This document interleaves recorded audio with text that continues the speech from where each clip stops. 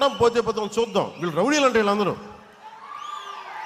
గత పార్టీ పాలకులంతా రౌడీలు అంట, చంపేస్తారంట, మీదకి వచ్చేస్తారంట. అంటే నేను ఒకటే అనుకుంటా, మీరు ఎంత మావాడు చెప్పాడు ఇందాక, ఎంతమంది వస్తారు రండి, నేను చూస్తాను. ఎంతమంది వస్తారు రండి, నేను ఒక్కనే ఉంటాను రండి. నాలాంటి పిచ్చ మా వాళ్ళందరికీ, మా ఆడపడుచులకి ఉంటుంది, మా జన సైనికులకి ఉంటుంది. రౌడీజం చేయకండి, మా దగ్గర తప్పుందా మేము ఒక సరిదిద్దుకుంటాం. లేదా పాలసీ మాట్లాడతారో మాట్లాడండి. దౌర్జన్యాలు చేస్తాం, మేము చింపేస్తాం, చంపేస్తామంటే అస్సలు మా ఇన్ని పాత కథలు. మా రక్తం సల కాగుతూ ఉంటుంది. మా రక్తం